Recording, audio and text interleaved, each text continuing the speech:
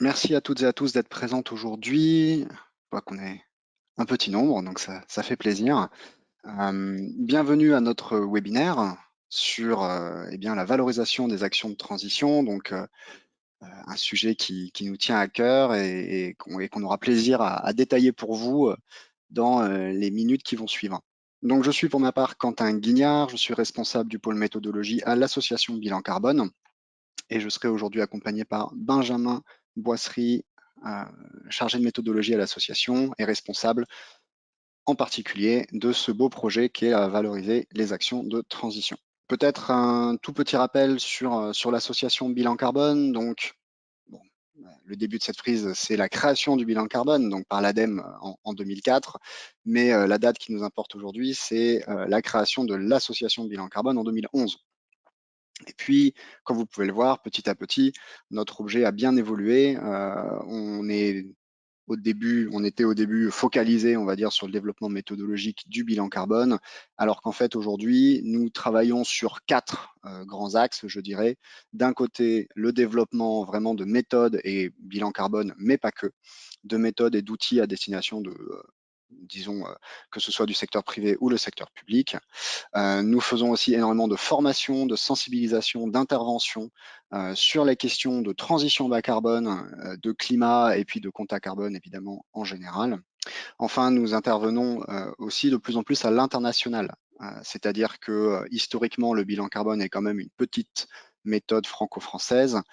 Or, de plus en plus, nous sommes sollicités, que ce soit pour construire des bases carbone, que ce soit pour construire des outils de comptabilité carbone ou tout simplement définir des stratégies à l'échelle internationale. Donc, on en est évidemment très content et, euh, et nous voyons d'un très bon œil le développement de toutes ces activités. Voilà, rapidement sur l'association Bilan Carbone. Si vous voulez en savoir davantage, évidemment, n'hésitez pas. Alors d'abord à poser vos questions dans le chat si jamais vraiment ça vous démange, mais vous pouvez aussi aller voir notre site internet qui évidemment contient toutes les ressources dont vous aurez besoin pour en apprendre plus sur nous.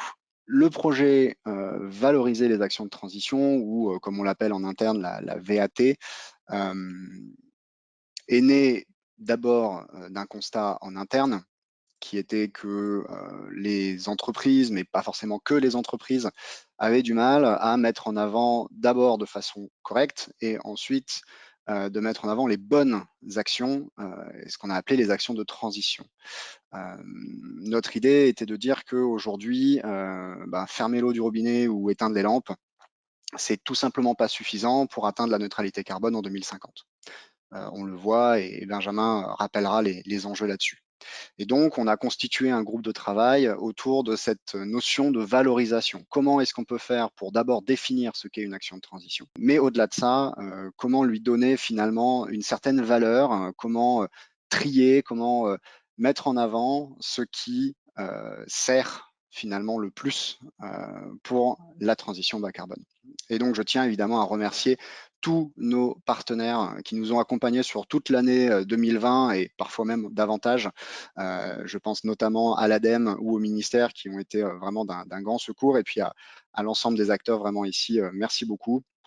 Vous les retrouverez et notamment des témoignages de la plupart dans le livrable que nous avons publié, je crois, très récemment sur le sujet et qui est disponible sur notre médiathèque. Merci Quentin pour ce remerciement aux acteurs du GT, la présentation de l'association Bilan Carbone et bienvenue à tous à ce webinaire de présentation de la méthode de valorisation des actions de transition. On va commencer par un petit contexte, comme Quentin l'a effleuré du doigt, mais qu'est-ce qui nous a poussé donc à mettre en place cette réflexion, ce programme de travail sur la valorisation des actions de transition. Donc, on va s'intéresser à ses origines et après, on passera en effet on rentrera dans le cœur méthodologique, dans les grands principes qui régissent justement cette méthode. On prendra un temps de questions par la suite avant de s'orienter vers un peu une mise en application. On veut essayer vraiment de montrer qu'est-ce qu'on peut faire avec la méthode, quels sont les critères qu'on utilise, comment on les met en avant. Donc, on essaiera de faire un cas pratique, enfin une mise en application du moins territoire et entreprise. Et enfin, on prendra évidemment un autre temps de questions avant de se projeter sur la suite, parce que là, c'est un point d'étape, comme l'a dit Quentin. On a une publication qui est sortie il y a maintenant ça une dizaine de jours, et c'est vraiment un point d'étape pour envisager la suite du travail. Le contexte de la valorisation des actions de transition, il prend aussi racine il prend racine complètement dans le décrochage des objectifs climat. Donc là, vous avez sous les yeux l'observatoire du RAC, l'observatoire énergie-climat, qui monitore un peu les émissions de gaz à effet de serre vis-à-vis des objectifs que l'on s'est fixés. Ces objectifs, ce sont ceux de l'accord de Paris 2015. C'est ceux qui nous entraînent, enfin qui souhaitent nous entraîner vers la neutralité carbone à l'horizon 2050. Nous savons que nous avons 30 ans pour agir, 30 ans pas à partir de 2050, mais à partir de tout de suite, pour essayer de réduire nos émissions de gaz à effet de serre. Et on s'est retrouvé face à un premier constat dès le premier checkpoint, la première analyse du premier budget carbone. On s'est retrouvé face au fait qu'on était déjà au-dessus des points d'étape qu'on s'était fixés. Il y a eu une décision qui a été prise de rehausser ce premier budget carbone. Néanmoins, les objectifs à long terme restent le même, et donc l'effort de transition est d'autant plus dur. Et c'est là où en fait on se rend compte que ce décrochage, il traduit en quelque sorte le fait que la transition bas carbone, la mise en œuvre, la volonté, l'action à proprement parler, a du mal à se concrétiser. Et on peut presque se questionner, est-ce qu'on n'a pas affaire à des acteurs qui sont quelque peu démunis face aux enjeux de la transition au sens large. Donc, en effet, voilà, cette transition bas carbone, elle tarde à prendre l'ampleur escomptée. J'ai mis aussi ici en avant c'est l'analyse 2019 par les résultats 2018 des taux de conformité à la réglementation BGS, donc qui sont, on peut le voir, très très faibles, et ce depuis plusieurs années. Donc, ça nous fait nous questionner sur à quel point les acteurs n'arrivent pas à mettre en avant, à mettre en œuvre cette transition. Est-ce que ça traduit un manque d'ailleurs dans les outils et méthodes, parce que cette transition bas carbone, elle prend pour point d'appui une comptabilité carbone, et on voit même que cette première étape d'un exercice de comptabilité carbone a du mal à être mise en œuvre. Quand bien même il s'agit du suivant qui est le passage à l'action, là encore, c'est un deuxième blocage sur justement comment on arrive à mettre en œuvre des actions qui sont pertinentes pour ma transition. Et c'est là en fait où on arrive au cœur de la question aussi qui fait émerger la VAT, c'est quelles sont les actions qui devraient être mises en œuvre pour mener à bien sa propre transition. Donc ça, c'est vraiment quelque chose, ce questionnement, en fait, il est vraiment intrinsèque, et on le retrouve vraiment dans la méthode valorisation des actions de transition. Traditionnellement, ce qui était fait jusque-là, ou le plus souvent du moins, pour mettre en avant sa contribution et son rôle dans la transition vers un monde décarboné, eh bien, on avait recours aux émissions évitées. C'est là aussi une troisième notion qui émerge dans ce contexte de la valorisation des actions, c'est l'utilisation des émissions évitées et de la complexité qui est intrinsèque à cette notion. Il faut quand même avoir une certaine maîtrise de la comptabilité carbone et des enjeux de la transition au sens large pour maîtriser la définition de scénarios qui doivent venir prendre en compte l'évolution du marché, l'évolution du mix énergétique, quelles références on va considérer, est-ce que je prends une référence moyenne de mes produits, la meilleure solution.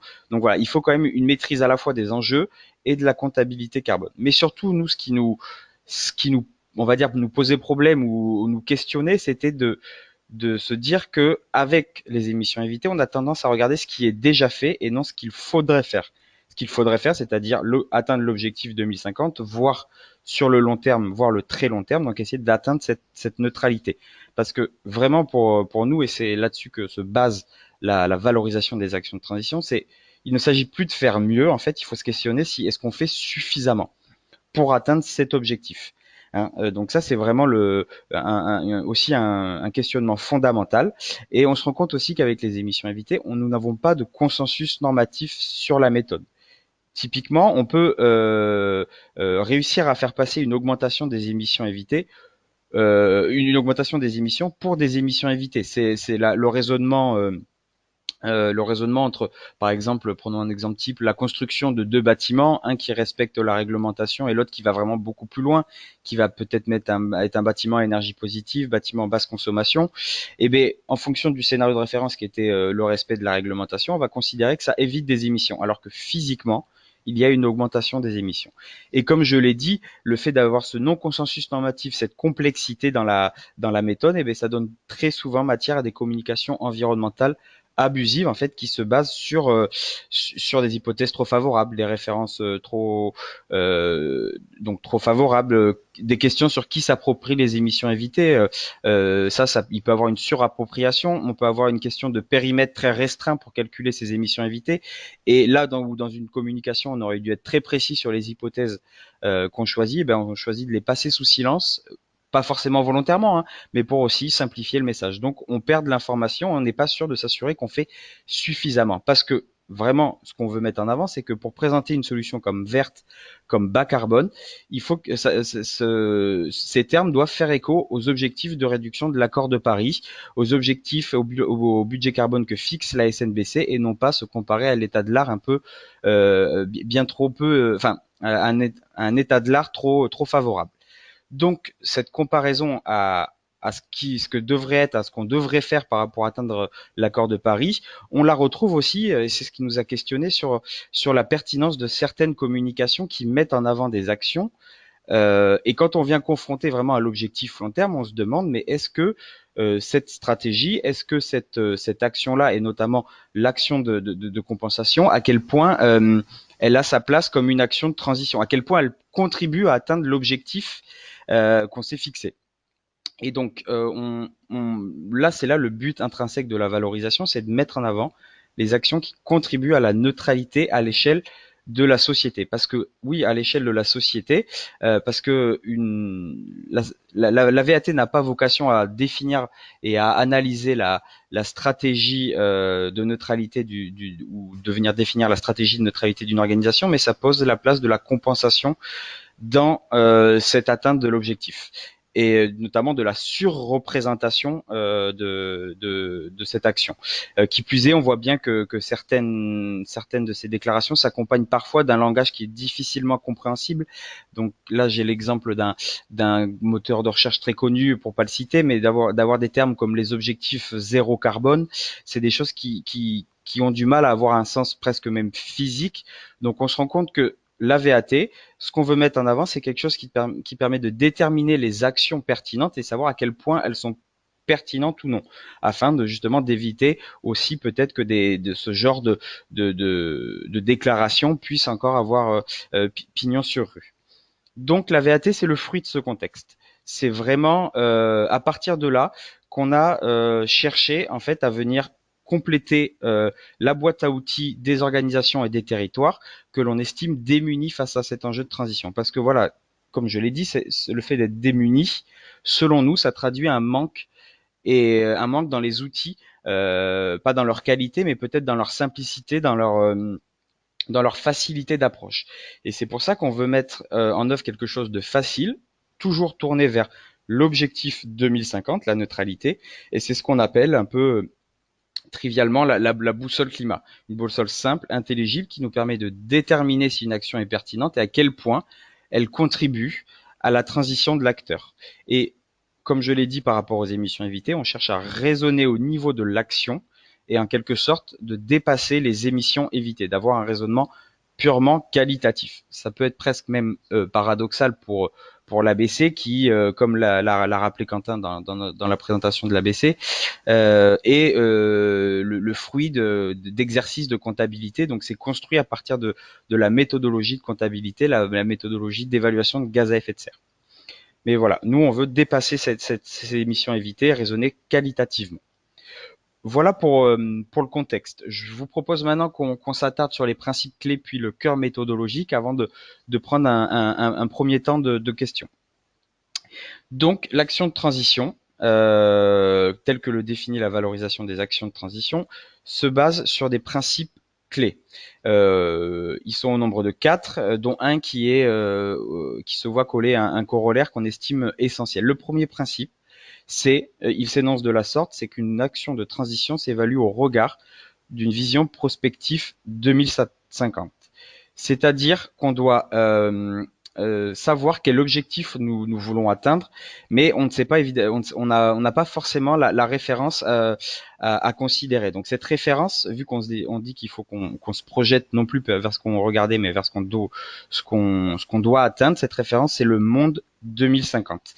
Bien que pour l'instant cette notion puisse paraître abstraite, on va essayer un peu de la déconstruire par la suite, mais en tout cas ça rompt assez radicalement avec l'approche utilisée jusqu'alors. Et ça fait écho un peu à des notions qu'on trouve souvent quand on parle de transition, c'est d'inventer des nouveaux récits, d'avoir ce récit un peu de 2050 qui, on le verra avec le principe numéro 3 et on le verra aussi avec les critères d'évaluation, fait écho à la nécessité que des secteurs s'approprient la définition de leur propre transition, à quels investissements, quelles actions à mettre en œuvre. C'est des questions vraiment qui font écho à ces nouveaux récits inventés.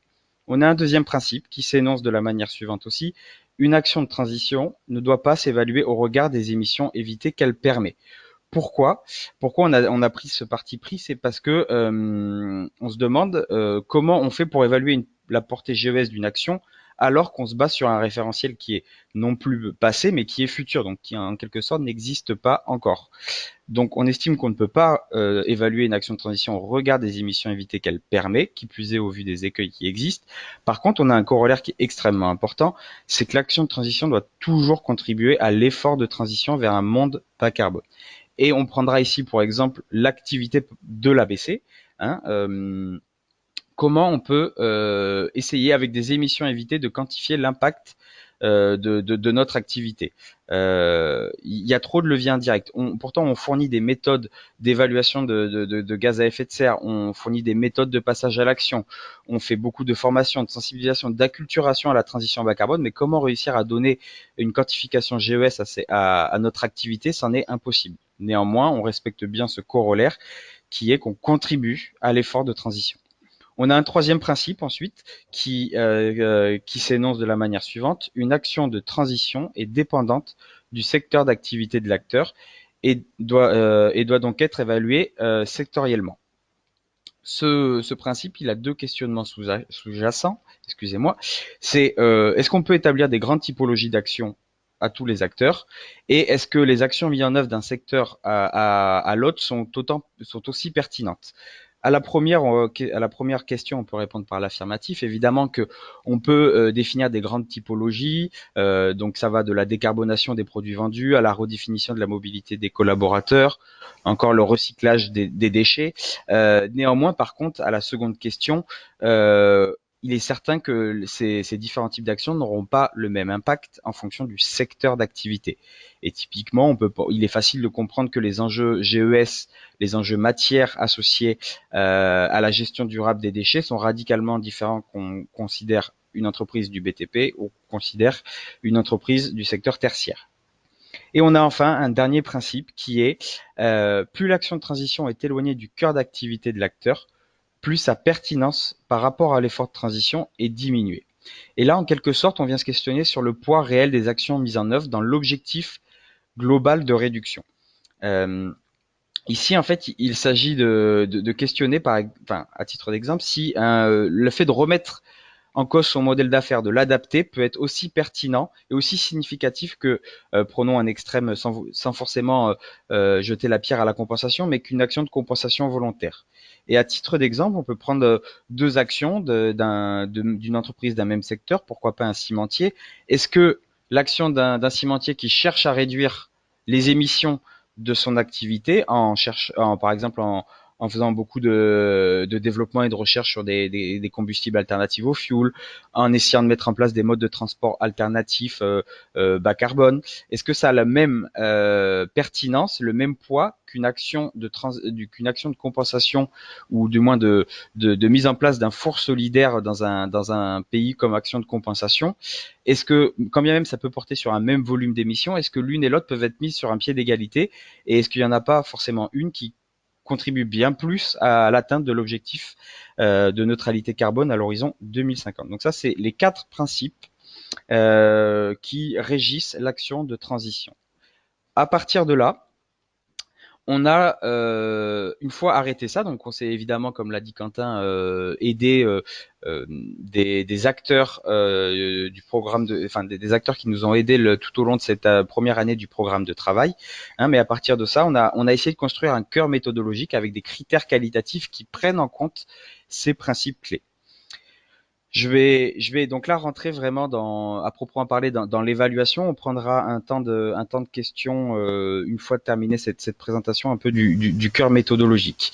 Donc la VAT, elle est pensée comme une évaluation séquentielle entre guillemets, qui s'appuie sur des critères qualitatifs. C'est-à-dire que on va partir d'un acteur qui a une action qu'il souhaite mettre en œuvre. On va lui poser une série de questionnements. Du moins, il va se poser une série de questionnements. Il va confronter son action à ces questionnements pour, à terme, essayer d'arriver à l'évaluation de la contribution de l'action. Ce premier questionnement qualitatif, c'est évidemment le type d'acteur. Hein. Comme on l'a dit avec ce principe numéro 1, une action de transition s'évalue au regard d'une vision prospective. Néanmoins, cette vision, elle est évidemment bien différente en fonction de l'acteur qu'on considère.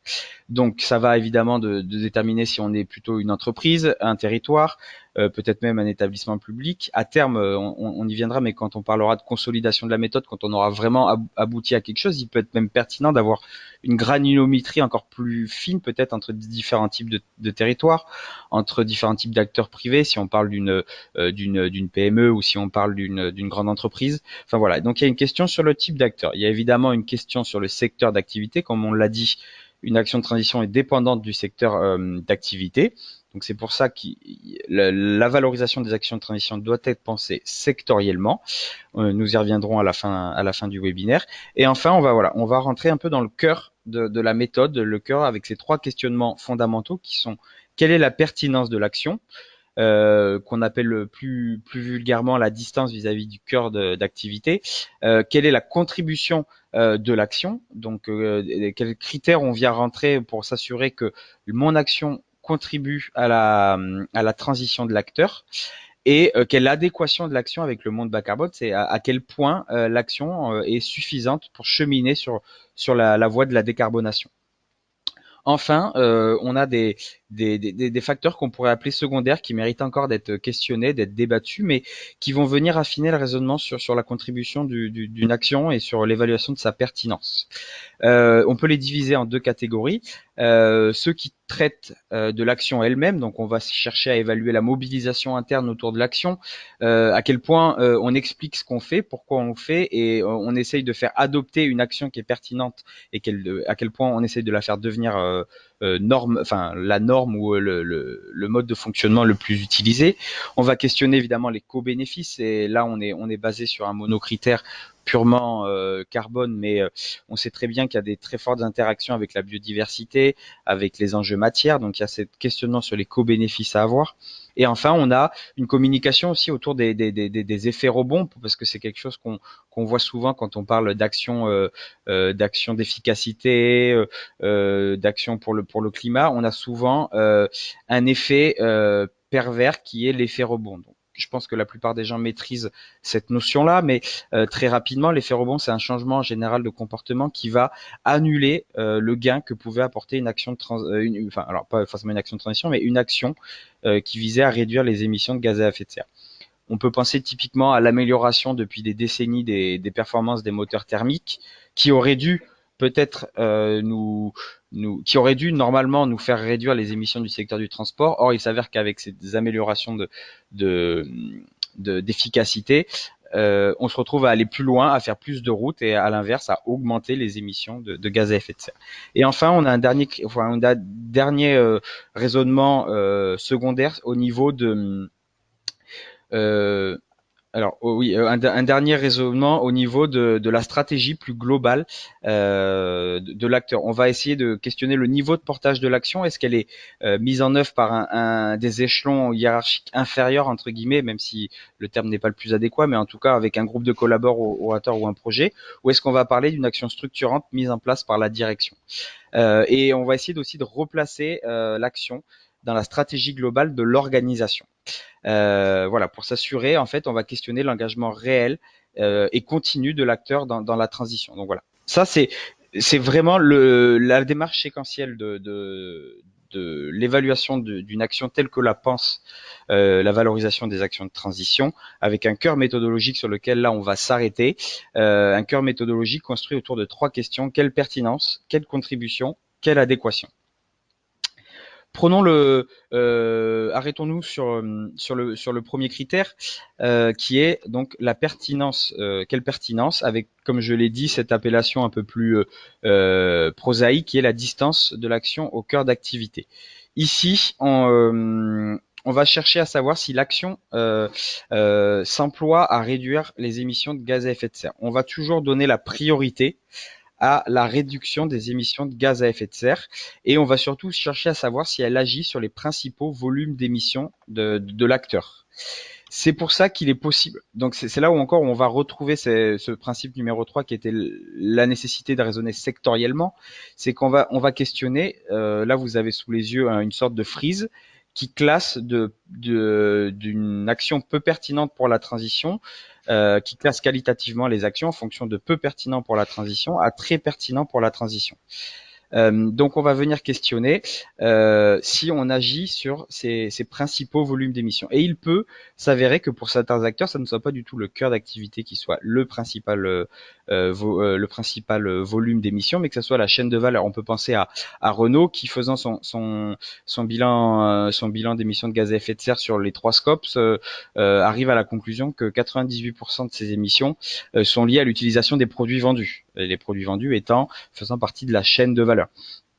Donc voilà, il y a une, on va essayer de questionner la pertinence avec ce critère, et c'est là même où je disais, il faut agir sur les volumes principaux. Il se peut même que pour certains secteurs, on se retrouve à mettre en avant des actions de séquestration, et on peut, comme les plus pertinentes, on peut penser notamment au cas des filières agricoles, où réussir à faire émerger des produits agricoles bas carbone qui permettent la séquestration de CO2 serait bien plus pertinent que l'action sur le cœur d'activité, donc le chauffage de l'exploitation, ou le combustible du tracteur, entre guillemets. Je caricature un peu. Mais voilà, donc on verra aussi par la suite comment on utilise ces critères et quel poids on leur donne dans l'évaluation de la contribution lors des cas pratiques. Néanmoins, ça c'était le premier critère, quelle pertinence, où on vient déterminer si l'action, sur quel périmètre elle entre en jeu. On a une deuxième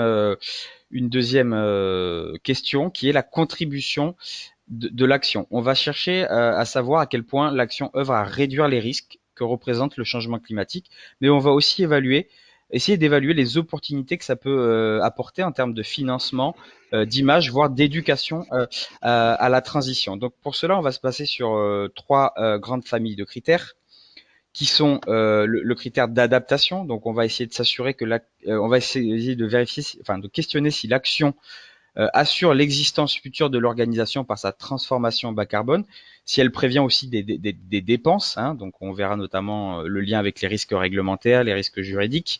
On va questionner l'enjeu de financement, à quel point l'action apporte une source de financement pour l'organisation, hein, c'est-à-dire ce que j'ai dit, les opportunités.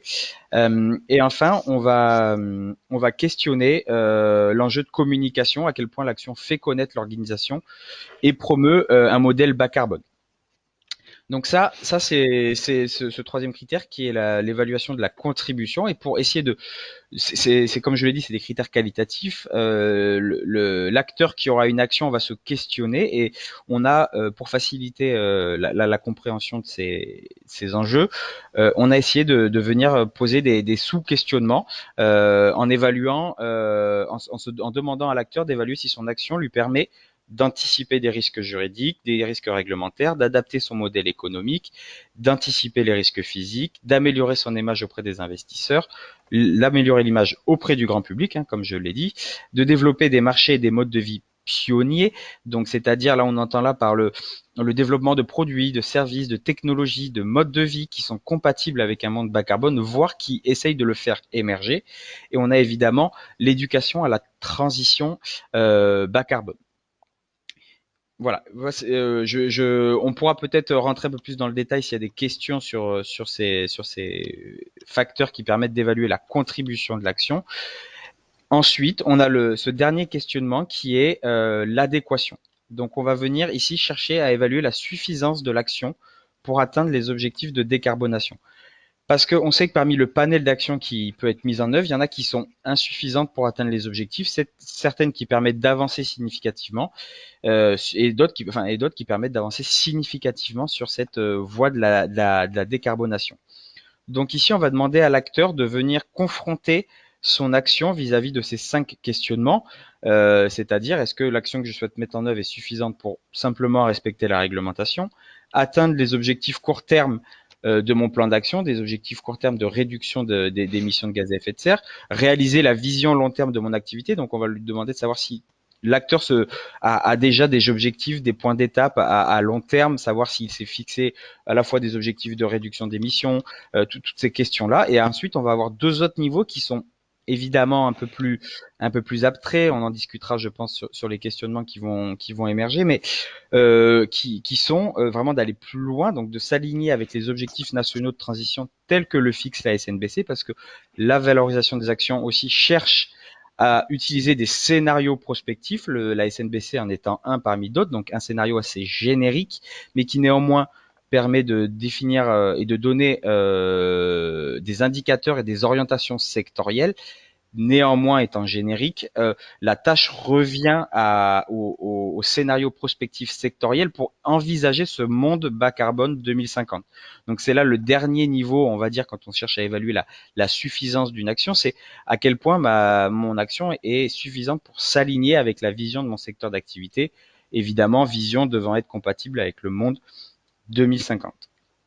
Donc là, voilà, c'est ce troisième questionnement qu'on demande à l'utilisateur de venir confronter son action et presque même aussi, ça lui permet peut-être de voir, de dégager à quel point il est mature sur ces questions-là, à quel point il a un raisonnement long terme sur les enjeux de réduction des émissions, sur les enjeux énergie-climat, sur les enjeux de transition au sens large. Voilà pour les principes clés, le cœur méthodologique. C'est assez dense ce qu'on vous a présenté. C'est peut-être même des fois un peu abstrait. Alors la Donc, première question nous vient de Cédric, merci beaucoup, qui réagit à, alors, ce qu'on a montré, sans vouloir le citer, sur le fameux moteur de recherche qui annonce une neutralité carbone. Bon, je crois qu'on est tous d'accord pour trouver cette information assez aberrante, assez dérangeante. Et Cédric voudrait savoir comment est-ce que c'est possible, est-ce que c'est cadré, est-ce que ça prend en compte le scope 3, etc. Alors, je pense que c'est pas forcément le lieu ici de débattre, on va dire, de comment tout ça s'est fait. Je crois que ce que voulait montrer Benjamin, on va dire, sur cet exemple-là, c'est surtout qu'il y avait finalement 2 fois le terme neutralité carbone. D'un côté, c'était le zéro carbone en 2030, de l'autre côté, c'était neutre en carbone depuis 2007, je crois, à vérifier. Mais que du coup, eh bien, même pour les experts, finalement, on n'arrive pas à comprendre qui est quoi et comment et pourquoi et d'où tout cela sort. Et ça illustrait parfaitement notre propos qui était de dire qu'en fait, en l'absence d'un cadre proprement défini et surtout suivi, évidemment, par les acteurs, eh bien, le terme neutre en carbone, le terme, enfin, l'usage des émissions évitées, toutes ces choses-là, finalement, sont laissées, eh bien, à la merci, hein, je dirais, de tous les acteurs qui se soucient assez peu de la rigueur et privilégient les déclarations qui font bien. Voilà. Peut-être une deuxième question de la part de Sébastien sur les émissions évitées. Alors, on se doutait un petit peu que c'était un sujet qui allait soulever des questions, donc merci beaucoup de nous permettre de revenir dessus. Je crois que ce qu'il faut bien comprendre, en tout cas notre point de vue sur les émissions évitées, c'est vraiment là aussi le manque de cohérence entre les usages par les uns, par les autres de la notion. Mais aussi, je pense, c'est surtout ce sur quoi j'ai envie de focaliser mon point du moment, c'est que pour calculer des émissions évitées, vous êtes obligé d'utiliser un scénario de référence. Et l'exemple que vous donnez, Sébastien, par rapport au télétravail, finalement, le scénario de référence, on le connaît assez bien, puisque c'est les voitures utilisées de façon classique par rapport à quand je suis en train de télétravailler, je ne prends pas ma voiture. Bon, très bien. Sauf que ce scénario de référence, déjà, très souvent, en fait, il n'est pas si simple que ça à calculer. Très souvent, vous avez besoin de faire des simulations d'évolution du marché. Vous avez besoin de faire une simulation sur les 10, peut-être un petit peu plus, peut-être parfois 20 ans qui viennent. Et là, d'un seul coup, ça commence à devenir très hypothétique. Et en imaginant même qu'on ait des scénarios qui soient très bien fondés, avec beaucoup de recherches derrière et très bien calculés, qui nous permettent donc de dire, bon, bah, par rapport à mon estimation du moment, par rapport à ce scénario, je pense que je vais émettre moins de gaz à effet de serre. Notre propos est de dire qu'en fait, cette information n'est pas suffisante. C'est-à-dire que ce n'est pas parce que vous allez émettre moins de gaz à effet de serre que vous allez parvenir à la neutralité carbone. En fait, la vraie différence qu'il faudrait calculer, finalement, c'est la différence entre un scénario de référence qui est directement la stratégie pour atteindre la neutralité carbone en 2050 et ce qu'aurait permis l'action que vous souhaitez mettre en place. Et donc, ça signifie des scénarios de référence beaucoup plus complexes, parce que d'un seul coup, on fait rentrer les notions de budget carbone, et on les connaît tous. On sait tous que l'AIE fournit des trajectoires, mais qu'elles sont fiables à 50-60%. Donc déjà, il y a une grosse incertitude dès le niveau, je dirais, international. Donc dès que vous rentrez au niveau national, au niveau local, au niveau sectoriel, c'est des projections, c'est pas... Voilà. Donc, notre réflexion est surtout de dire qu'en fait, le calcul a évidemment un intérêt. On ne va pas dire qu'il ne faut jamais calculer d'émissions évitées, c'est pas ce qu'on est en train de dire.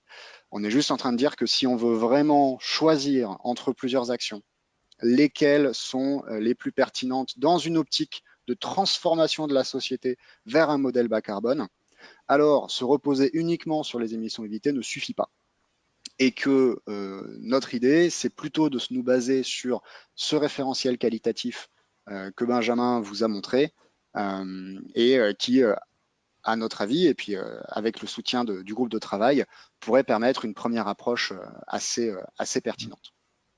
Ensuite, nous avons une question d'Amandine. Alors cette fois, je vais la lire en même temps. Est-ce que des engagements au Science-Based Targets sont-ils en adéquation avec ces objectifs 2050 et permet d'avoir cette vision prospective et adéquate? Eh bien, pourquoi pas? C'est-à-dire que dans le cadre du référentiel qu'on vous a montré, la partie quantitative des engagements, c'est-à-dire en gros la cible de tant de tonnes de CO2 par an, voilà, ne va pas franchement nous intéresser. Par contre, que l'acteur ait fait la démarche et puisse nous dire ah ben moi je fais cette action parce que j'ai fait ma démarche Science-Based Targets et je sais que j'ai ma vision 2050 de mon secteur et que mon action correspond à cette vision, là évidemment ça va garantir un certain nombre de points dans le cadre de l'évaluation, tout à fait. Slide 15 de la part de Madame Marcia de Carvalho. Pouvez-vous expliciter le troisième pictogramme? S'agit-il de séquestration hors de la chaîne de valeur? Est-ce que tu peux revenir à la slide 15, s'il te Je plaît, Benjamin? reviens. Ce qu'il faut bien se dire sur ce diagramme-là, bon, d'abord, c'est que c'est un diagramme qui, je dirais, a la vertu d'être simple et a en même temps le défaut d'être simple. Comme disait Benjamin, l'ordre finalement des différentes rubriques que nous avons identifiées peut varier en fonction du secteur. Donc là aussi, on est tout à fait conscient que la séquestration peut être un enjeu. Et je crois que Marion nous pose la question juste ensuite sur l'exemple de l'exploitation agricole. Donc, on va y revenir tout de suite. Sur le troisième pictogramme, on entend par hors de ma chaîne de valeur, par exemple, une entreprise qui irait faire de la sensibilisation dans des écoles, qui irait tout simplement agir, parce qu'on est bien sur une question d'action, mais agir de façon finalement assez indirecte sur la thématique climat. Et je dirais que à l'inverse, par opposition à l'action dans la chaîne de valeur, qui serait plutôt fournisseur, client ou partie prenante interne. On a décidé d'isoler séquestration et compensation de la rubrique hors de ma chaîne de valeur. Ça a été débattu au sein du groupe de travail. Peut-être que ça se retrouvera inclus à nouveau dans cette rubrique-là. Ça, c'est des développements à venir. Mais on a décidé de les isoler justement pour pouvoir très clairement vous montrer certains cas où on est peut-être un petit peu moins sûr de ce classement. Et donc, j'en profite pour rebondir sur la question de Marion, parce que je vois qu'il y a beaucoup de questions, donc je vais peut-être pas tout pouvoir traiter. Benjamin, dis-moi quand il faut que je m'arrête. Oui, je pense qu'on reprendra à Euh, partir de celle-là et on répondra en tout cas par écrit, hein. Ça Très bien. sera. Donc la question de Marion, qui veut reprendre l'exemple de l'exploitation agricole et la séquestration me semble peu pertinente à la lecture du graphique. Et ben c'est exactement ce qu'on disait, c'est-à-dire que pour certains secteurs, et typiquement pour le secteur agricole, évidemment que là, la séquestration doit peut-être pas atteindre la première Mm. place, mais en tout cas être dans le top 2. On connaît tous l'enjeu, évidemment, de la séquestration carbone. La stratégie nationale bas carbone, je dirais, est basée sur le fait que nous allons la multiplier par 2 ou 3 d'ici 2050. Donc, évidemment, sur les secteurs qui peuvent travailler dessus et agir directement sur cette séquestration, c'est fondamental de le faire pour, encore une fois, favoriser la transformation de notre modèle sociétal. Voilà. On va enchaîner. En fait, pour compléter le propos de Quentin, en fait, il faudrait imaginer que cette petite frise, elle existe pour chaque secteur, qu'elle existe pour le constructeur automobile, qu'elle existe pour l'aspect territoire, qu'elle existe pour le secteur, donc le secteur agricole, et que dans chaque secteur, chacun définit, fait bouger les magnettes pour savoir, ben, en effet, le secteur agricole, si ben, la séquestration, elle devrait pas être plutôt sur la droite de la frise, sur l'aspect très pertinent pour ma transition. Il faut le voir comme ça. Là, c'est un cas qu'on va dire un peu générique parce que on veut donner la priorité à l'action de réduction et de manière générale, on sait que les enjeux GES portent sur la cœur d'activité ou sur la chaîne de valeur, comme je l'ai dit avec l'exemple de Renault, où l'ensemble de ces émissions sont liées aux produits vendus. Enfin, alors, le volume d'émissions que participe à émettre Renault se situe sur le produit vendu. En tout cas, Peut-être merci juste, Quentin. Benjamin, Oui, vas-y. Oui. excuse-moi, je voudrais juste répondre à la remarque. Alors, je suis désolé, on va sauter celle de Frédéric, mais on y reviendra par la suite. Juste répondre sur la compensation, parce que je pense que c'est quelque chose qui est finalement en lien avec ce qu'on vient de dire. Mhm. Alors, très très rapidement, euh, la compensation, déjà, c'est un sujet qui est un petit peu, voilà, questionnable. Je pense que aujourd'hui, vous devez tous être conscients qu'il y a ne serait-ce que des réflexions sur l'emploi du terme compensation, que parfois on préfère contribution, qu'il faut peut-être voir ça plutôt sur un aspect développement de projets intéressants plutôt que gain de crédit carbone. Voilà. Bon, donc nous, notre vision de la compensation dans le cadre, encore une fois, des actions de transition, c'est que on ne peut pas dire que parce que vous êtes allé compenser vos émissions, vous avez transformé finalement la société vers un modèle bas carbone. Je pense que ça, c'est quelque chose qu'il faut bien avoir en tête. La compensation, c'est important. Je pense que ça permet à beaucoup de projets de voir le jour et c'est pas plus mal. Maintenant, je pense que si une entreprise ou en tout cas n'importe quel acteur a le choix entre faire une action sur son cœur d'activité, ce que disait Benjamin, c'est-à-dire changer son modèle de fonctionnement pour l'adapter à un monde bas carbone et sortir un certain nombre de billets et aller financer un projet de compensation quelque part dans le monde, à mon avis, il vaut beaucoup mieux qu'elle travaille sur son cœur d'activité. C'est pour ça qu'on l'a classé ainsi. Donc, c'est une discussion. Nous présentons, enfin, nous en avons débattu longuement avec les groupes du GT et nous sommes prêts évidemment à continuer à en débattre. On pourrait imaginer des situations où la compensation aurait peut-être un peu plus de valeur que ce qu'on lui donne ici. Mais a priori, voilà notre position sur le sujet. Benjamin, je te rends la parole. Je propose qu'on essaye, alors qu'on parte sur les cas pratiques. J'avais évoqué que une fois le cœur méthodologique présenté, on essaye de mettre en avant comment on pourrait utiliser ces critères qualitatifs, comment ils peuvent servir à l'évaluation. Donc, je vais discuter de ça. Je vais prendre une mise en application entreprise, puis une mise en application territoire, et je vais devoir peut-être jongler un peu entre les slides.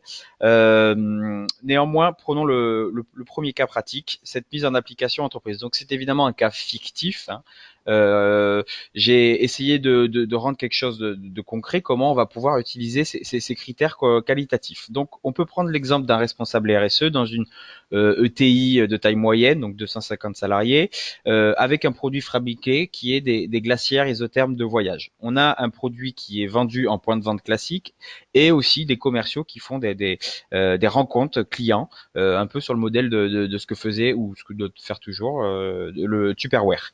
Vous avez, enfin, donc dans ce cas-là, le responsable RSE a réalisé son premier exercice de comptabilité carbone, a compris l'enjeu de la transition au sens large, avec les risques associés, donc le risque juridique, le risque réglementaire. Typiquement, on y rentrera un peu plus dans le détail, mais c'est l'apparition d'une taxe carbone.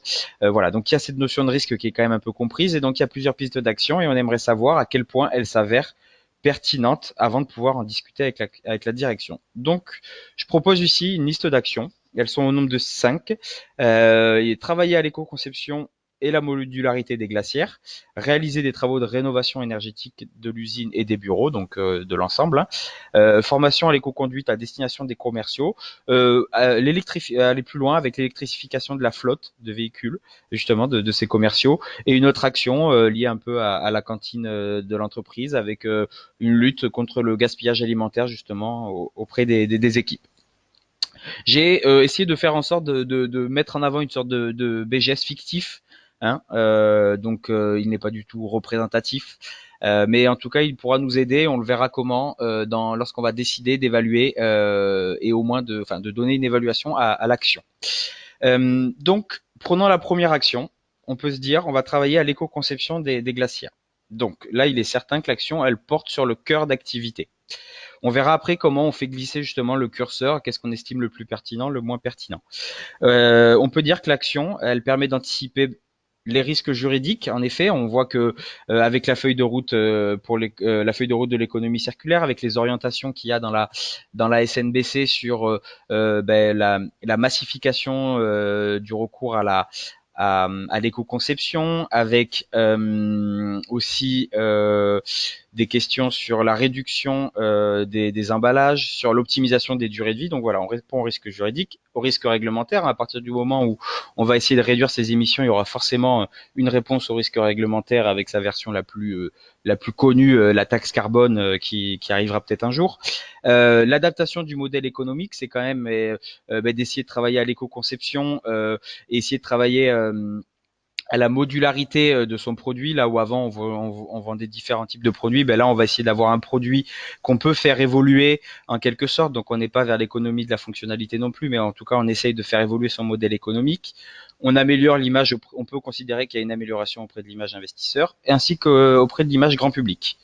Et moi-même, j'ai considéré que c'était suffisant pour atteindre des objectifs long terme de réduction, d'avoir quand même des produits qui réduisent leur empreinte carbone de manière significative. C'est des objectifs long terme. Ceci étant dit, voilà, comment on peut réussir à se dire, ok, on a rempli, on a coché les cases, comment on évalue la pertinence. Donc, ce qu'on s'est dit, c'est qu'on a essayé. Donc, ça, c'est quelque chose qui n'est pas encore formellement arrêté. Néanmoins, on va l'utiliser. C'est-à-dire qu'on va essayer de donner des points en fonction des critères qu'on coche. Même si la note, la finalité d'une note, elle est des fois un peu trop sévère. En tout cas, il est intéressant pour le raisonnement parce que ça permet de structurer clairement le raisonnement et ça permet aussi de faire des comparaisons. Donc, ce qu'on peut essayer de faire, c'est que, par exemple, reprenons le premier critère qui était la pertinence de l'action. On peut essayer de l'évaluer sur 10 et de se dire, c'est là où je vais glisser sur les slides en arrière, et bien que à 2, donc on va faire une échelle de 2 à 10, 10 étant le plus pertinent pour la transition, 2 étant le moins pertinent pour la transition. Et bien là, je vais considérer que ici, le plus pertinent au regard du volume d'émissions que mettait en avant mon BGS, c'est-à-dire, alors, peut-être, je pense pas qu'on ait besoin de se focaliser là-dessus, mais on peut considérer ici que c'est le cœur, les émissions ont lieu sur le cœur d'activité, donc sur le process de fabrication, ainsi que sur le déplacement des commerciaux pour aller faire cette promotion de produits. Donc le cœur d'activité est là où se situent les enjeux GES. Donc on peut considérer que c'est le plus pertinent. Le plus pertinent, et ben on peut lui donner 10. C'est ce que vous voyez sur entre guillemets la note initiale et le critère de la pertinence. Ensuite, l'action là où on va évaluer la contribution, on va mettre des points à chaque fois qu'on coche ou qu'on répond à une question. Donc si je reviens sur ma slide en arrière, je vais réussir en fait à me dire tiens, je réponds aux critères d'anticipation juridique, je vois ça répond à un enjeu, donc c'est un point. L'anticipation réglementaire, là aussi ça répond à un enjeu, donc c'est un point. J'adapte mon modèle économique, cette action elle répond à 3 enjeux, donc c'est 3 points. On fait la somme des questions auxquelles on a pu répondre par l'affirmatif, et ça on reviendra sur cette justification nécessaire, on y reviendra plus tard à la fin du webinaire sur la suite des travaux et des travaux à mener. Mais voilà, à chaque fois que je coche une case ou que je coche un critère, que je réponds à l'affirmatif, c'est-à-dire oui, j'anticipe les risques juridiques, oui, j'adapte mon modèle économique, oui, j'améliore mon image auprès du grand public, je prends les points qui sont associés. Donc c'est comme ça que j'arrive à mettre en avant une contribution. Donc il y a 15 points entre guillemets à prendre, une contribution, j'en ai répondu 8. Et pareil sur le dernier critère qui est l'adéquation, on peut essayer de faire ce même barème avec une échelle qui va de 2 à 10 en prenant en compte 2, le plus bas c'est le simple respect de la réglementation en vigueur, 4, 6, 8 et pour arriver à 10 s'aligner avec la vision 2050. Donc là moi j'estime que avec cette action, évidemment c'est un cas fictif et c'est très, ça, comme le disait Quentin, ça a le mérite de la simplicité et le défaut qui va avec. Néanmoins, j'estime que grâce à ça, il y a quand même une vision long terme. On essaye de se projeter sur des objectifs de réduction à plus long terme, à changer, à avoir des points d'étape à 5 voire 10 ans sur ces questions, qui notamment et dont l'éco-conception permet l'atteinte de ces objectifs de plus long terme. Et j'arrive à avoir une première note, comme je l'ai mise en avant, ce qu'on appelle la note initiale. Potentiellement évalué à 14 sur 20. 14 sur 20, c'est quand même une bonne note. Et ce qu'on aimerait faire avec cette valorisation des actions de transition, comme je l'ai dit au début, c'est d'avoir quelque chose de simple qui aide à la décision, d'avoir une boussole climat. Comment je sais ce qui est pertinent et ce qui peut l'être encore plus. En fait, c'est ça vraiment l'enjeu. Qu'est-ce que je peux faire de plus pour être encore plus pertinent, pour essayer de contribuer à ma propre transition. On peut essayer en fait, c'est un peu plus facile, c'est assez trivial, mais de cocher plus de cases. Donc, qu'est-ce qui me permettrait de cocher plus de cases? Peut-être que si je vais plus loin, j'ai fait de la modularité, j'ai éco-conçu, mais peut-être que si j'accentue vraiment l'aspect réparable de mes produits, je vais pouvoir aussi dire tiens, j'arrive sur des produits qui sont modulables, complètement réparables. Je tends vers peut-être le développement de modes de vie pionniers. Si en plus derrière j'essaye d'éduquer à la transition, donc c'est-à-dire que j'ai peut-être des vidéos tutoriels qui permettraient de comprendre et d'expliquer à l'acheteur comment il va pouvoir réparer, quelle peut-être entreprise il peut solliciter pour effectuer cette réparation. Je vais quand même aussi plus loin. Cette éducation à la transition, elle peut même prendre la forme d'une sensibilisation accrue des commerciaux qui eux-mêmes portent un message auprès du grand public quand ils font cette sensibilisation, cette communication autour du produit. Et enfin, à partir du moment où on aura effectué ça, ces actions supérieures, est-ce qu'on ne pourrait pas considérer qu'on s'aligne avec les objectifs de la SNBC, vraiment au sens où, je l'ai un peu évoqué au tout début du cas pratique, mais les orientations de la SNBC, l'orientation I3 sur donc la troisième orientation sur le secteur industrie, qui fait le lien avec la deuxième orientation du secteur déchets, c'est donner un cadre incitant à la maîtrise de la demande en énergie et en matière. Donc ça va dans le rôle de l'éco-conception, notamment en généralisant et en intensifiant cette éco-conception, l'optimisation de la durée de vie. Donc là, c'est là où on retrouve le fait d'avoir une réparabilité accrue, d'essayer de faire en sorte que le produit dure et de faire en sorte que l'utilisateur puisse réparer son propre produit. Est-ce qu'on ne rentrerait pas en fait dans les objectifs que fixe la SNBC? Auquel cas, on pourrait aussi prendre d'autres points supplémentaires et on arriverait à se dire ok, il faudrait que j'aille encore plus loin que de la simple éco-conception de glacière. Il faudrait que j'œuvre à une modularité poussée, à une réparabilité poussée, que j'essaye d'éduquer, d'expliquer pourquoi je le fais. Donc voilà ce qu'on pourrait être en droit de la manière dont on pourrait être en droit d'utiliser la VAT. C'est très fictif, c'est très simple, comme l'a dit Quentin, et donc ça a un mérite d'être clair, voire aussi de manquer complètement certains aspects, mais voilà comment on pourrait l'utiliser. Je vais essayer de passer très rapidement pour garder du temps de questions, mais on peut faire ce même travail sur les autres actions.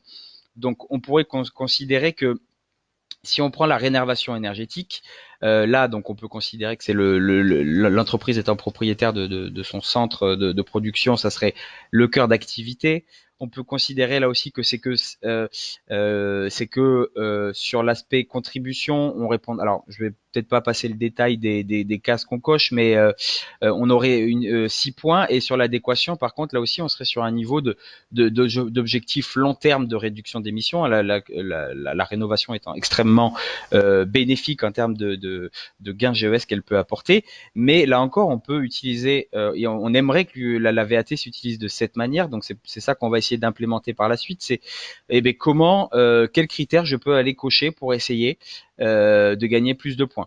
Il y aura typiquement là encore les questions d'éducation, les questions aussi, donc cette question d'éducation. Si sur l'aspect adéquation, il décide d'aller chercher une rénovation bâtiment basse consommation, ça c'est clairement écrit dans les enjeux bâtiments de la SNBC, c'est qu'à terme en 2050, l'ensemble des bâtiments devront être labellisés d'un niveau équivalent bâtiment basse consommation. Donc on pourrait gagner aussi monter d'un niveau dans l'adéquation, donc on serait plus à 6 mais à 8. Auquel cas, on pourrait complètement mettre en avant le fait qu'on attire aussi des investisseurs. C'est une vitrine assez forte de voir un centre de production qui fait de l'éco-conception avec des bureaux et des bâtiments labellisés bâtiments basse consommation. Donc voilà, on peut essayer de mettre en avant des nouveaux critères qui sont remplis, auquel cas on arrive à une action qui serait là d'une simple rénovation énergétique à une rénovation énergétique bâtiment basse consommation. Et voilà, on a une différence assez sensible entre une note au début 13/20 et une note 16/20 entre guillemets. On pourrait essayer de fournir le détail si vous le souhaitez ou en discuter après sur les questions. Comment j'ai moi-même décidé de noter ces actions. Je propose plutôt qu'on passe à l'application territoire et après de prendre du temps pour la question. Je le redis en tout cas, cette note n'est pas une version à arrêter, même si c'est pertinent pour structurer le raisonnement, même si ça permet des comparaisons. Voilà, on a encore des questionnements qui se présentent à nous, notamment sur des actions qu'on peut considérer éco-gestes comme l'éco-conduite, qui là ou le gaspillage alimentaire, qui en fait vont obtenir une note assez faible parce que si la VAT cherche à estimer la contribution d'une action vis-à-vis de l'activité de l'acteur, donc pour sa propre transition. Néanmoins, ces actions elles sont pertinentes à mettre en œuvre pour appréhender notamment les notions de sobriété que font intervenir, les notions de non-gaspillage que font intervenir ce monde bas carbone. Donc c'est pour ça que la note a le défaut et l'inconvénient. Là encore une fois, on a un défaut et un inconvénient. Comme je le redis, ce n'est pas arrêté. Néanmoins, ça structure la réflexion, donc c'est pour ça qu'on vous le présente. Maintenant, enchaînons sur la mise en application territoire. On va avoir affaire ici, pareil, à un chargé de mission au sein d'une direction environnement, sur une communauté urbaine de 50 000 habitants. Avec un nouveau maire, peut-être, on peut prendre un exemple d'un nouveau maire récemment élu, ayant fait une campagne sur les thématiques écologie, environnement.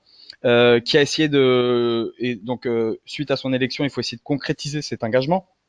Malgré une compétence plutôt assez faible de la collectivité sur ces questions-là.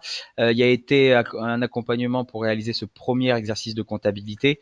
Et vous avez bien compris que le message clé qu'a fait passer le bureau d'études, c'est que les enjeux GES d'une collectivité, en fait, ils dépassent, et c'est un peu l'équivalent entreprise de la chaîne de valeur, c'est que ça dépasse le simple périmètre patrimoine et compétences qu'on pourrait considérer comme le cœur d'activité.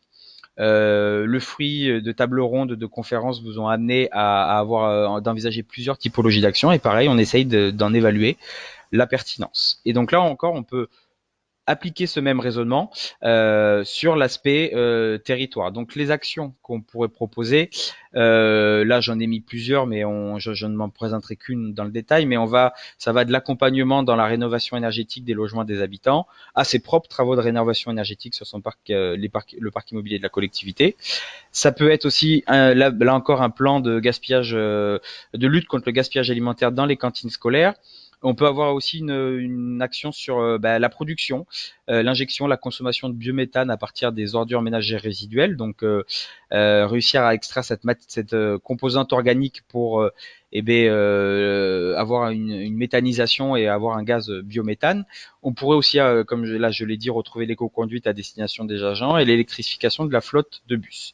Je vais prendre la première, accompagner la rénovation énergétique des bâtiments des administrés entre guillemets. Donc là, l'action elle porte plutôt sur la chaîne de valeur. C'est pas à proprement parler le patrimoine et la compétence de la collectivité.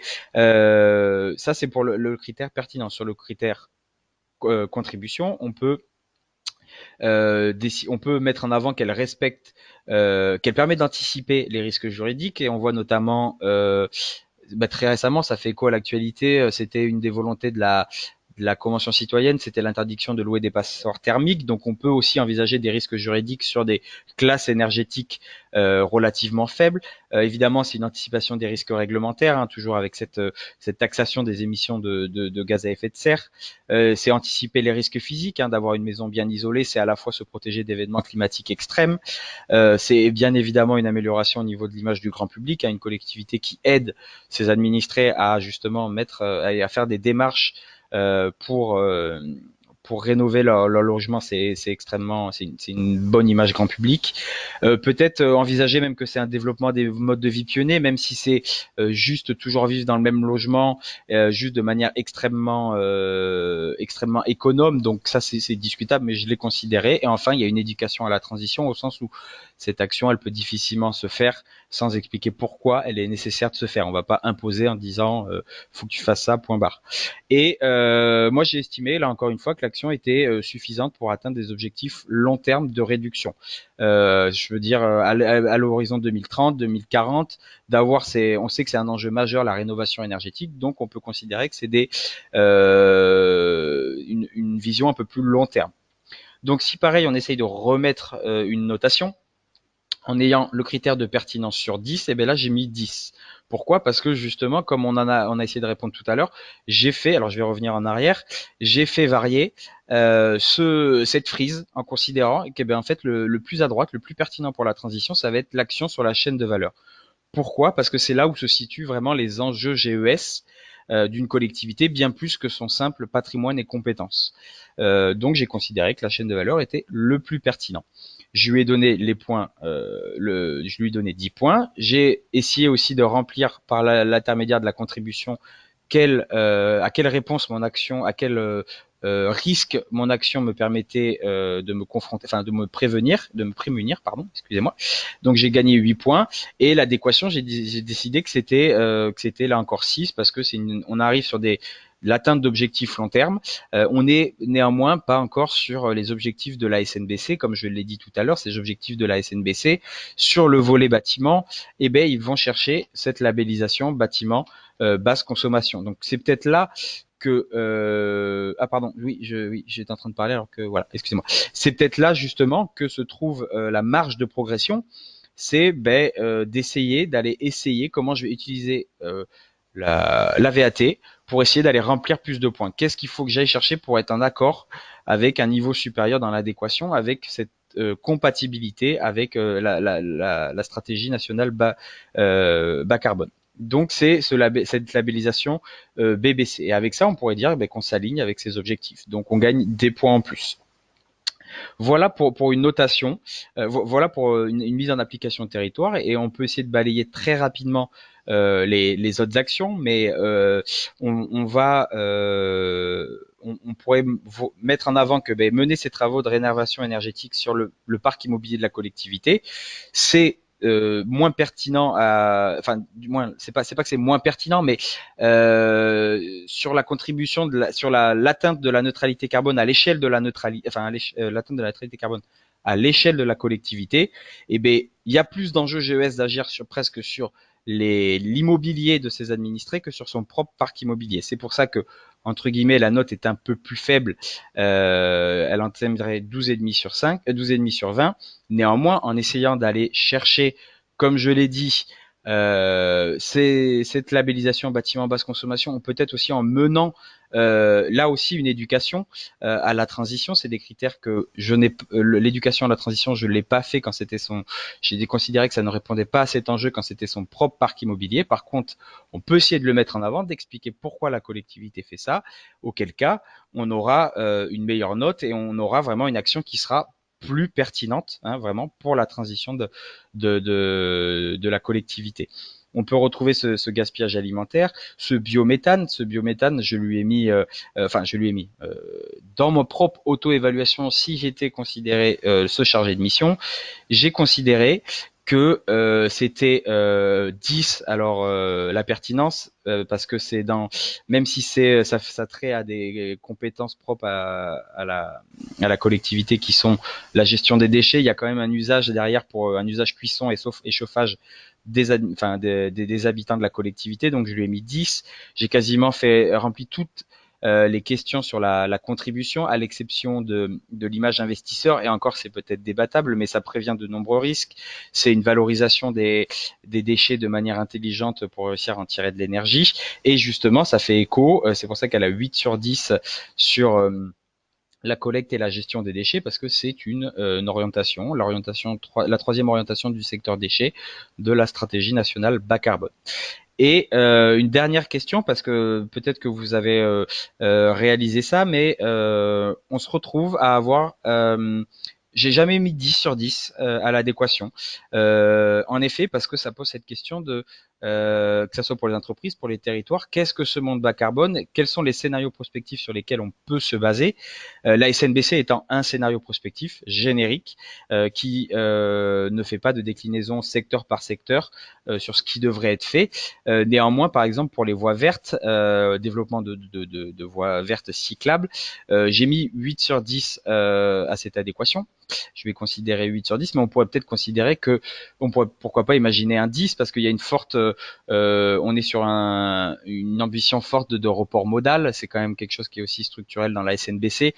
Ça peut être aussi ça peut être quelque chose de fondamental pour le monde bas carbone, d'envisager le déplacement des déplacements. Alors là, vu qu'on est sur une communauté urbaine, au sein d'une communauté urbaine, sur des déplacements de mobilité active, décarbonés.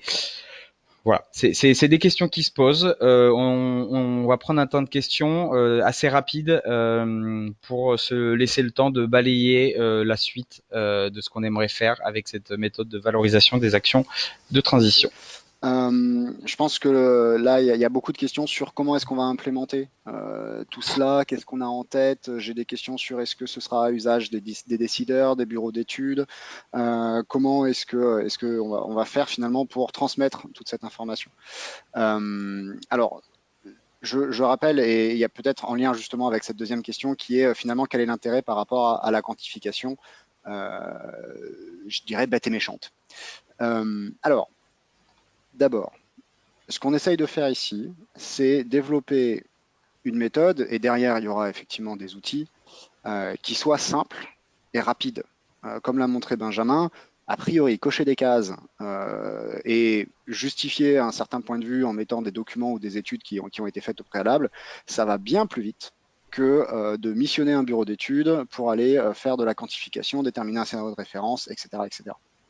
Donc, si je devais faire un parallèle, je dirais que vous avez d'un côté, à l'échelle de l'action, hein, vous avez la méthode Quanti-GES de l'ADEME, qui, pour ceux qui connaissent, est très complète sur l'évaluation finalement d'une action en termes de gaz à effet de serre, qui est très très complète, mais donc lourde à mettre en place et qui nécessite beaucoup de ressources.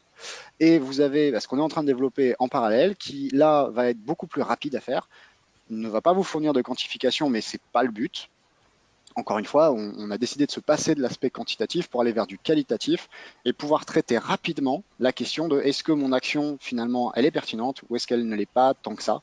Et surtout, comment est-ce que je peux prioriser? J'ai vu une remarque par rapport à d'autres méthodes de priorisation. Voilà, on est dans cet objectif-là. Maintenant, ce que nous, on va mettre à disposition, déjà, va déterminer, enfin, Ça va dépendre du travail de cette année et de l'année à venir. On vous en parle juste après. Mais ce qu'on a en tête, c'est d'abord quelque chose que, comme l'a dit Benjamin, les chargés d'études, les chargés de mission pourront utiliser directement dans une première approche. Évidemment, ensuite, on les encouragera à aller vers de la quantification. On est quand même l'association bilan carbone. Mais dans une première approche, utiliser cette méthode pour, voilà, en amont d'un plan d'action, pouvoir assez facilement se dire, bon, ben, quelles actions j'ai envie de mettre en avant. Et puis, je dirais, en aval, on va fournir cette grille d'analyse, peut-être un petit peu simplifiée, là, ça va vraiment beaucoup dépendre des contributions au groupe de travail, euh, à des observateurs externes. Là, ça peut être tout simplement des auditeurs, ça peut être des consommateurs, ça peut être des responsables de politique publique qui veulent voir aussi un petit peu ce qui se fait sur leur territoire, etc., qui vont voir passer une communication sur une action donnée, par exemple, telle entreprise développe tel nouveau produit. Eh bien, ils vont pouvoir assez simplement utiliser notre grille d'analyse pour se dire, est-ce que la communication que j'ai en face de moi, elle est pertinente? Est-ce que cette action est pertinente? Ou est-ce que j'ai affaire à une communication qui est un petit peu, je dirais, un petit peu outrancière et qui va peut-être trop loin ou trop vite sur certains chiffres et certaines ambitions. Donc, on est vraiment sur ces deux aspects.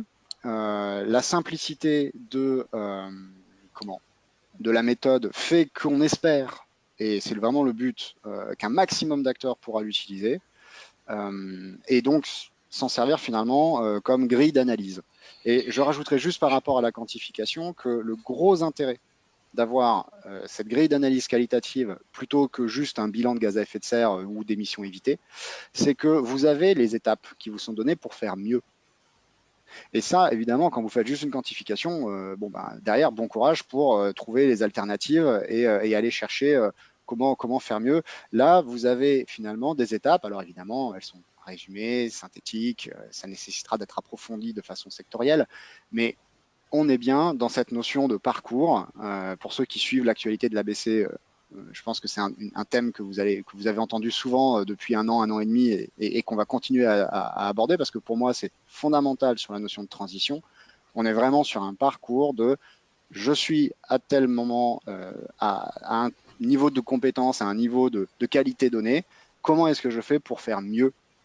Et normalement, les grilles d'analyse, le fait que vous ayez une note et des incitations pour l'améliorer, fait que vous savez comment faire mieux.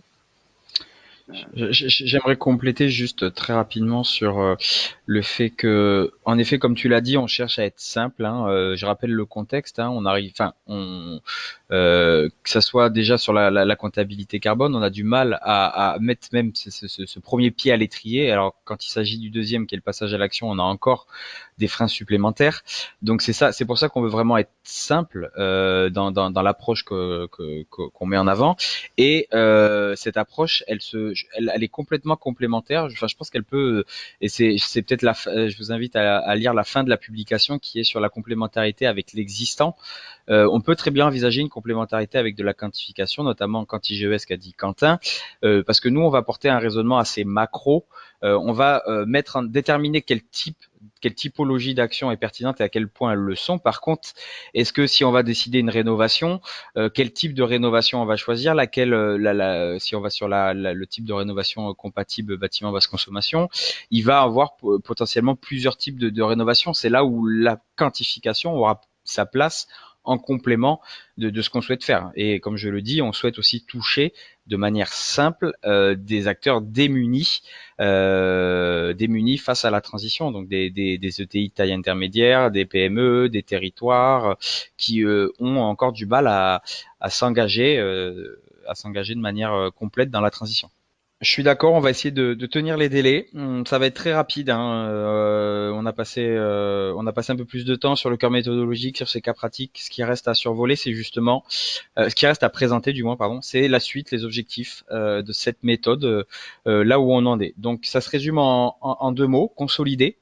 Premièrement, consolider une méthode générique, c'est-à-dire que certains aspects peuvent être encore à discuter, notamment, je l'ai dit, ces critères d'évaluation secondaire, parce que là, on a vu ce que je peux résumer en le gros carré bleu avec ces trois grandes questions, pertinence, contribution, adéquation, mais on veut essayer d'affiner. D'ailleurs, d'affiner ce raisonnement au niveau de l'action avec les facteurs secondaires. Et c'est peut-être là d'ailleurs que les éco-gestes réussiront à émerger comme action pertinente parce que ils ont des intérêts sur la prévention des effets rebonds, sur les co-bénéfices. On va essayer, comme je l'ai dit aussi, de porter une réflexion sur la stratégie, évaluer la cohérence dans le temps de l'action de l'acteur et aussi évaluer le niveau de portage. Donc voilà, c'est ces questions secondaires. Le format de restitution. Là, on est parti sur une note pour facilement structurer le raisonnement et permettre la comparaison. C'est des choses qui peuvent être encore débattues. Et ensuite, on doit s'assurer voilà l'autoportance de la méthode parce que là, c'est moi-même qui ai fait ma propre évaluation pour un cas fictif, mais on peut penser qu'il serait peut-être intéressant de mettre en avant des guides d'utilisation, de fournir ces grilles là, comme j'ai cru le voir passer dans le chat, d'avoir des cas pratiques. Et aussi, comme je l'ai dit, parce que c'est ce que j'ai dit avec ce que j'ai mis en avant avec le cas pratique, c'est que j'ai jamais mis 10 entre guillemets à la question qui répond à l'adéquation de l'action avec le monde bas carbone, parce que notamment pour les entreprises, ça va se baser sur les scénarios spécifiques, les scénarios spécifiques sectoriels qui seront plus complets, mais peut-être que, enfin c'est pas peut-être, c'est que c'est des choses extrêmement complexes à comprendre. Est-ce que on peut pas, parce que certains secteurs sont complètement pas livrés à eux-mêmes, mais j'ai pour avoir parlé avec un acteur du tourisme, il n'y a pas vraiment il y a très peu de réflexion à ce niveau-là. Et puis une fois qu'on a passé l'impact de l'aviation, qu'est-ce qu'on fait? Enfin voilà, donc c'est peut-être aussi des moyens d'aider à la compréhension et sortir les infos clés de ces scénarios. Donc ça c'est la consolidation et surtout le deuxième mot clé c'est l'expérimentation. Maintenant qu'on a arrêté un cœur méthodologique, on veut essayer de confronter, c'est ce que j'ai fait un peu avec ces cas fictifs, mais on aimerait voilà avoir des cas réels, confronter la méthode à la réalité des problématiques des organisations, identifier s'il y a des points bloquants, comment on va les surmonter. Voilà, donc on a besoin d'expérimentateurs, on va avoir besoin de partenaires sur ces questions-là pour voilà vraiment confronter. Donc n'hésitez pas à nous contacter. J'ai mis mon adresse mon adresse professionnelle pardon et celle de Quentin. Vous pouvez aussi contacter Damien si vous avez éventuellement des partenariats, des choses à faire émerger. Ça fait tilt dans votre esprit. N'hésitez pas à nous contacter. On est preneur. L'ABC a l'envie, a le souhait, a la vocation de faire vivre cette méthode, mais on aura du mal à le faire tout seul. Un mot d'ordre, voilà, rejoignez-nous, n'hésitez pas, comme je l'ai dit, à nous écrire. Je mets ici un petit calendrier prévisionnel, donc voilà, on est dans les temps. Lorsqu'on a commencé en mars dernier, on s'était dit une sortie de la note sur le premier trimestre 2021. Donc on est dans les temps et maintenant on va se donner un deuxième temps de recrutement pour justement trouver des expérimentateurs, des gens qui sont prêts à finaliser la consolidation, aussi à expérimenter sectoriellement, voir si c'est possible de pousser ces secteurs à tester la méthode. Aller voir les territoires aussi parce que vraiment c'est essentiel. On a une approche territoire à mettre en avant. Donc c'est pour ça que vous voyez cette petite barre verte avec un GT consolidation, des GT sectoriels. Voilà. Et puis à terme, alors ça sera bien plus longtemps. Pourquoi pas, comme l'a dit Quentin, comment on porte l'information. Comment fait-on en sorte que les gens se l'approprient. Enfin voilà. Et ça sera pour un peu plus tard. Je vais laisser le mot de la fin à notre présidente Anne Giraud. Anne, je t'invite à. Ben voilà, je viens de te Voilà. voir. En tout cas, merci à tous d'avoir suivi ce webinaire de présentation de la méthode de valorisation des actions de transition. Anne, je te laisse la parole. Bonjour à Oh. toutes et à tous Ah, et merci à l'équipe et puis merci à tous ceux qui nous ont suivis. J'ai vu qu'on était presque 90 à un moment de la présentation. Il y a encore 66 personnes connectées. C'est dire l'intérêt qu'il y a sur cette méthode. Donc, beaucoup a été dit et le temps est compté. Je voudrais juste rajouter quelques points. Il me semble vraiment que cette approche et cette méthode, elle est vraiment très importante à un moment où on a besoin de passer à l'action maintenant. C'est vrai que dans le passage à l'action, Ce que l'on aime bien à l'association Bilan Carbone, parler du parcours de maturité, c'est voir l'action, voir la façon dont on la priorise et voir aussi les co-bénéfices de cette action. Donc, ce que vous avez proposé, ce que vous avez montré tout à l'heure aussi, ça permet d'avoir une vision un peu assez complète de l'action, de ses co-bénéfices et des leviers qu'ils peuvent apporter.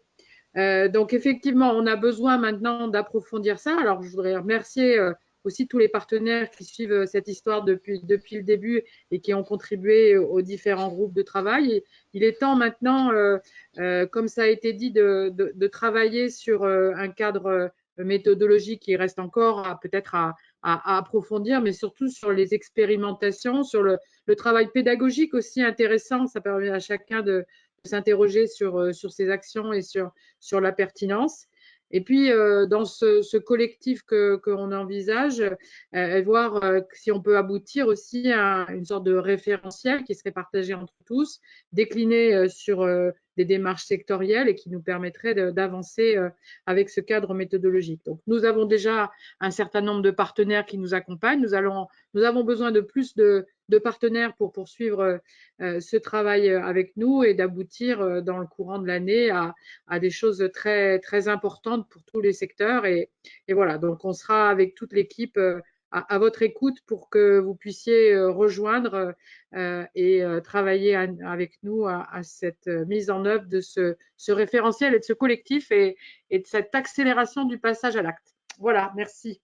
Merci à tous d'avoir participé. Comme je l'ai dit, on a pris note de vos questions. On y répondra à l'écrit. Je pense qu'on fera une FAQ. En tout cas, n'hésitez pas à nous contacter avec les adresses mail que vous avez vues. Merci à vous et bien belle journée. Au revoir. Merci Au à revoir. tous. Au revoir.